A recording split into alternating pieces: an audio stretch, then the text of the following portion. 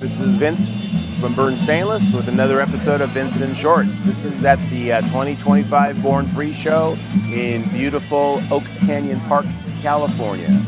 We've got a booth here. We've supported the show for the past 5 years or so and really enjoy it. So we brought a fleet of motorcycles out here. We have first 2017 Milwaukee 8 Road Glide. This is sporting our latest MK1 or Mark 1 exhaust.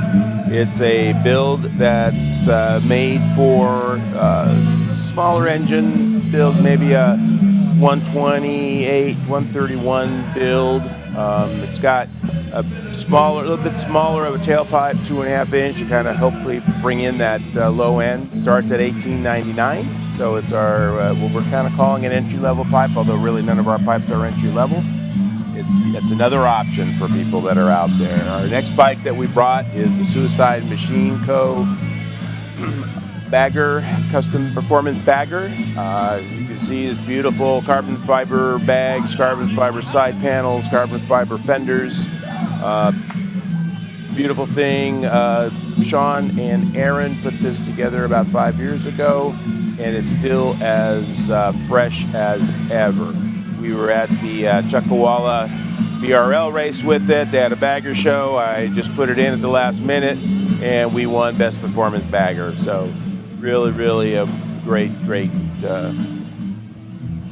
pup, and we just love Sean and Aaron for allowing us to bring this bike out to the Born Free show. So third bike we brought out is the Burning Bacon. We've had this bike out the last few years as well.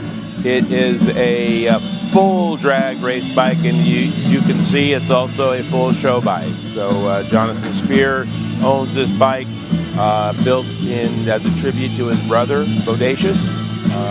And Jonathan is known as Devious for all you race fans out there. But the bike is beautiful. It's a S&S twin cam motor, B2 heads, with 155 cubic inch twin cam. Motor is making 230 horsepower.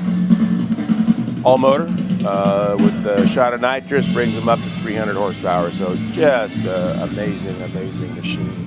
And Jonathan is just really a really cool, fun guy, and we enjoy having him as a collaborator, team member. Also, we brought a Softail frame that we have here today. It is sporting our Lowrider S exhaust system. We build two systems for Softails, one for the mid-controlled lowriders and one for the forward control street bubs, FXDRSs, and such. And they both, again, are large pipes. They start a big 2-inch out of the heads, stepping to 2 1/8, stepping to 2 1/4, up to a 3.5 inch through muffler. So definitely something made for those big builds. A 135 is 130, 135 is about the minimum you want to be in order to get into this pipe. And then finally, we have our touring pipe. This is our standard system, which is again a 2 to 2 1/8 to 2 1/4 inch with a 3-inch through muffler. Good for builds between 135 to 143s to 150s. But we have customers making 230 horsepower out there. We also have a second system, which we call the VST system. And the VST is a 1 7/8 coming out of the head. Still same 3-inch through muffler. We designed that one for the likes of a CVOST with 121 cubic inch with those Gen 2 heads.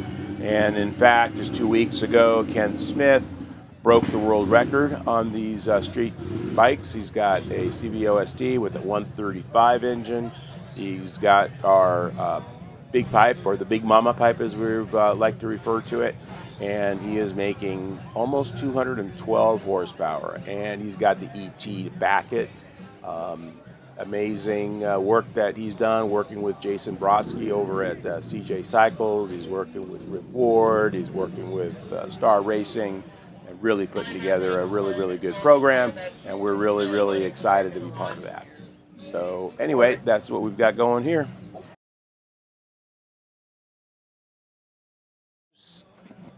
Good morning from Born. And isn't he just a quintessential guy that you would expect to see at Born Free? Bruce has been is pretty amazing. He looks like a non-assuming guy here, but he has worked with the likes of Dan Gurney. He's been in the Harley world. I mean, since looking at him, probably since they came out, right? So.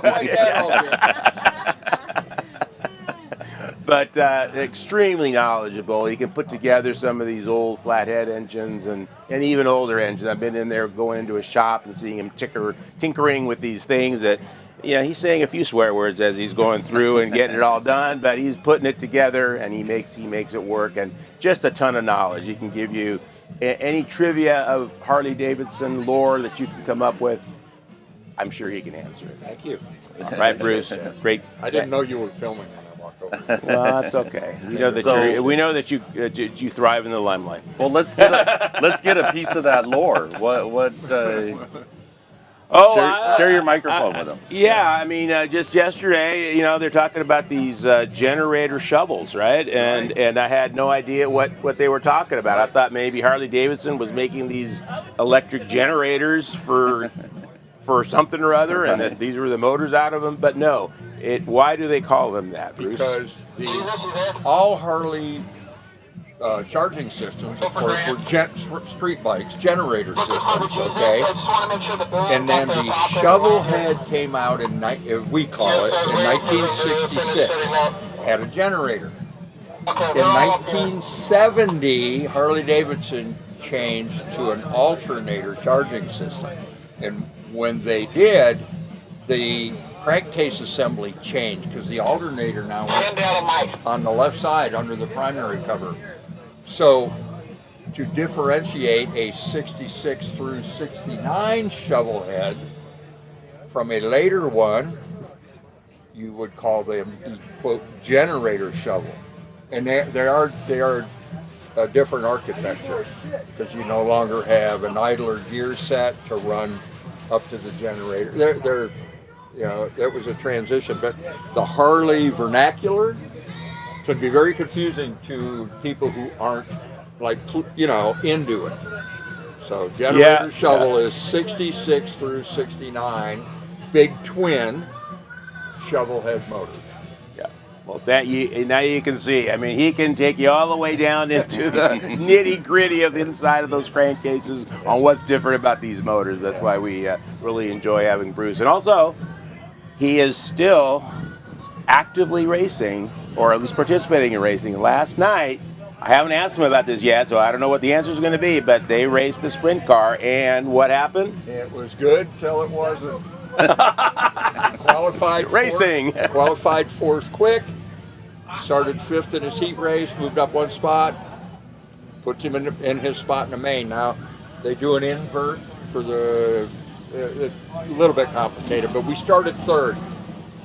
He immediately went to second and was hounding the leader, and then he did something. He oopsed. He drove her into turn 3 a little hard and spun, which itself is not a tragedy, but then he got hit. He got bashed. Everything okay? You okay? Yeah, it's fine. Flattened the left rear tire, broke the Nerf bar, and push it back in the pits because you have to go to the back, and it was like, we're not chasing a championship, so we don't care. Yeah, and it's really interesting being part of the, starting as we're starting to get and have been involved with the Harley market for a while, but everybody in the Harley market is a gearhead, right? Or it just seems like it, right? And he sprint races, right? We got guys building show bikes. We've got he acted with Dan Gurney, was building winning professional level race cars, and that's the community that we got here, and that was really fun for me to coming kind of more from that performance racing car world. And as I got into this, I just see that there's just so much talent and interest in this market, so we really enjoy being part of it. But hey, Bruce, great, huge crossover. Yes, a huge crossover, and that was when I went to PRI show, and we put out our exhaust, and just because that's just one of the things that we do, and it was funny. It was sort of like the Wall Street Journal, it's like that's everybody's second newspaper. Well, Harley Davidson's is everybody's second vehicle. That's what we kind of found out. So pretty fun. Cool stuff. All right. I love the bird stainless. Yeah, so anyway, here we go. Bikes, like I said, we're just coming in, and we're ready to get the show rolling today. And of course, it'll be nice to break down after a long weekend. So, until next time, see you.